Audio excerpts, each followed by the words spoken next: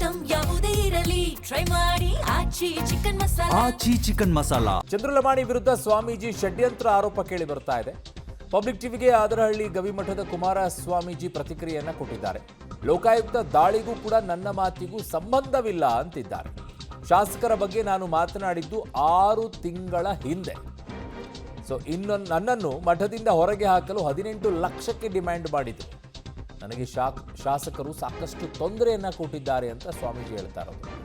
ಚಂದ್ರಲಮಾಣಿ ಪ್ರಕರಣದಲ್ಲಿ ನನ್ನ ಪಾತ್ರ ಏನೂ ಇಲ್ಲ ಅಂತ ಅವರು ಹೇಳ್ಕೊಳ್ತಾ ಇರೋದು. ಆದರಹಳ್ಳಿ ಗವಿಮಠದ ಕುಮಾರಸ್ವಾಮೀಜಿ ಈ ಪ್ರತಿಕ್ರಿಯೆಯನ್ನ ಕೊಟ್ಟಿದ್ದಾರೆ. ಕಾರಣ ಸ್ವಾಮೀಜಿಯವರ ಷಡ್ಯಂತ್ರ ಇದರಲ್ಲಿದೆ ಅನ್ನುವಂಥದ್ದು ಕೇಳಿ ಬರ್ತಾ ಇದೆ. ಕಾರಣ ಒಂದು ಆಡಿಯೋ ವಿಚಾರದಲ್ಲಿ. ಗದಗ ಜಿಲ್ಲೆಯ ಶಿರಟ್ಟಿ ಶಾಸಕರಾದಂಥ ಡಾಕ್ಟರ್ ಚಂದ್ರಲಮಾಣಿ ಅವರು ಇತ್ತೀಚೆಗೆ ಲೋಕಾಯುಕ್ತರ ಬಲೆಗೆ ಬಿದ್ದಿರುವಂಥದ್ದು.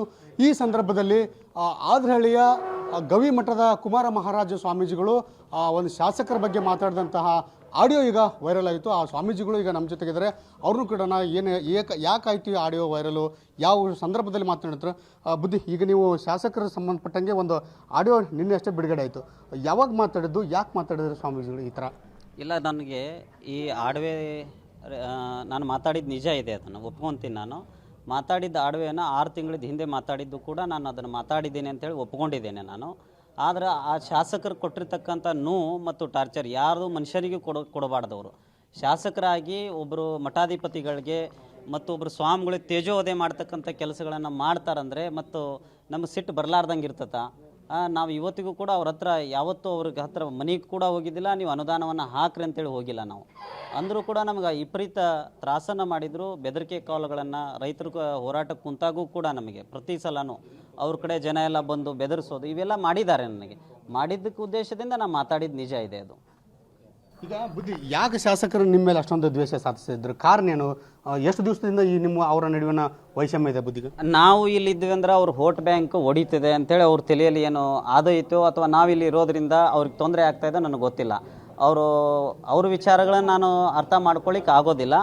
ಆದರೆ ನಮಗೆ ಕೊಟ್ಟಿರ್ತಕ್ಕಂಥ ನೋವಿಗೆ ನಾನು ಪ್ರತಿಯೊಂದನ್ನು ಸ್ಪಂದಿಸಿದ್ದೀನಿ. ನಮ್ಮ ಊರನವ್ರಿಗೆ ಹಚ್ಚಿ ನನಗೆ ಭಾಳಷ್ಟು ನೋವುಗಳನ್ನು ಕೊಟ್ಟಾಗೂ ಕೂಡ ನಾನು ಅದನ್ನು ಊರನವರು ನಾವೆಲ್ಲರೂ ಒಂದಾಗಿ ಮತ್ತು ಊರಿನ ಹಿರಿಯರು ಅಜ್ಜಾರ ತಮ್ಮ ಜೊತೆ ನಾವು ಅದೀವಿ, ಈ ಮಠವನ್ನು ತ್ಯಜಿಸಿ ತಾವು ಹೋಗಬೇಡ್ರಿ, ಇಲ್ಲಿ 100 ಸ್ವಾಮಿಗಳು ಬಂದರು, ಯಾರು ಉಳಿದಿಲ್ಲ, ತಾವು ಬಂದಂದ್ರೆ ಈ ಮಠವನ್ನು ಇಂಪ್ರೂವ್ಮೆಂಟ್ ಮಾಡಿದ್ದೀರಿ ಅಂತೇಳಿ ಅಂದಾಗ ನಾನು ಆ ಮಠದಲ್ಲೇ ಈಗಲೂ ಕೂಡ ಕೆಲಸ ಮಾಡ್ತಾ ಇದ್ದೇನೆ, ಮುಂದೂ ಕೂಡ ಕೆಲಸ ಮಾಡ್ತಾ ಇದ್ದೇನೆ.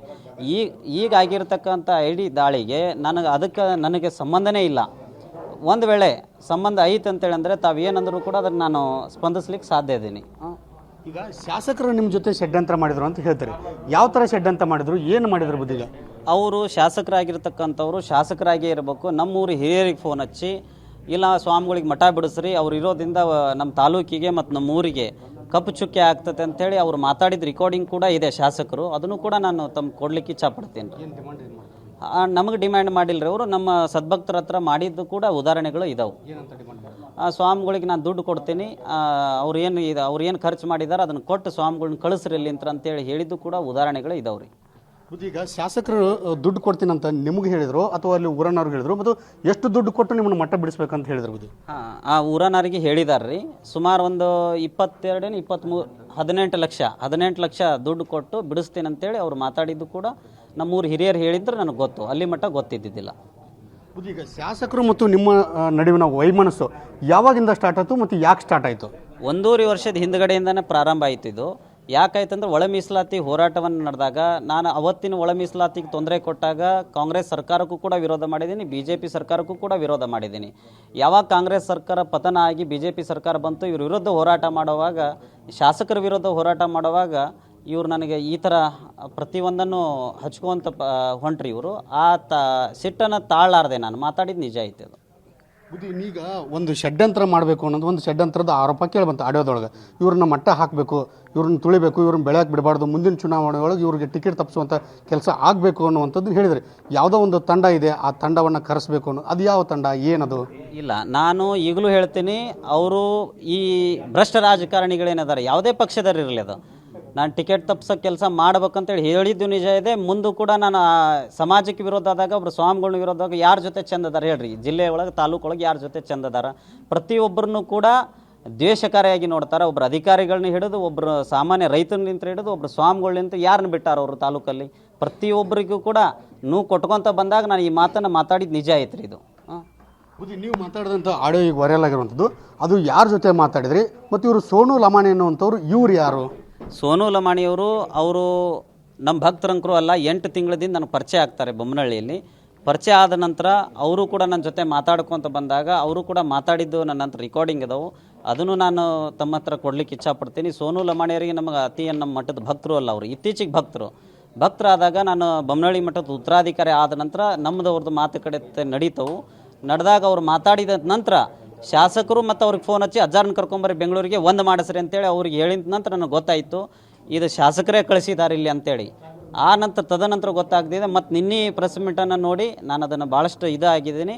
ಮುಂದೂ ಕೂಡ ಅವ್ರು ಕಾನೂನುಬದ್ಧವಾಗಿ ಏನಿದೆ ಮಾಡೋದು ಮಾಡಲಿ, ನಾನು ಅದಕ್ಕೆ ಬದ್ಧವಾಗಿ ನಿಂದಿರ್ತೇನೆ, ಅದು ಎದುರಿಸ್ತೇನೆ ನಾನು. ಬುದ್ಧಿ, ನೀವು ಮಾತಾಡಿದಂಥ ಆಡಿಯೋ ವೈರಲ್ ಆಗಿದೆಯಲ್ಲ, ಅದು ಯಾರು, ಏನು, ಯಾವಾಗ ಮಾತಾಡಿದ್ದದು? ನಾನು 6 ತಿಂಗಳ ಹಿಂದೆನೋ 5 ತಿಂಗಳ ಹಿಂದೆ ನಾನು ನಮ್ಮ ಮಂಜಣ್ಣ ಮಾಗಡಿ ಅಂತೇಳಿ ಪಂಚಮಶಾಲಿ ಅಧ್ಯಕ್ಷರವರು, ನಾವು ಅವರು ಮುಕ್ತವಾಗಿ ಮಾತಾಡಿದ್ದು ಗೊತ್ತಿದೆ. ಅದನ್ನು ಮಾತಾಡಿದ ನಂತರ ಅದು ಏನಾಗಿದೆ ಅಂತ ಗೊತ್ತಿಲ್ಲ. ಅದು ನಮ್ಮ ಫೋನ್ಲಿಂತಂಕರೂ ಹೋಗಿಲ್ಲ, ಯಾರ ಫೋನಿಂದ ಹೋಗಿದೆ ನನಗೆ ಗೊತ್ತಿಲ್ಲ.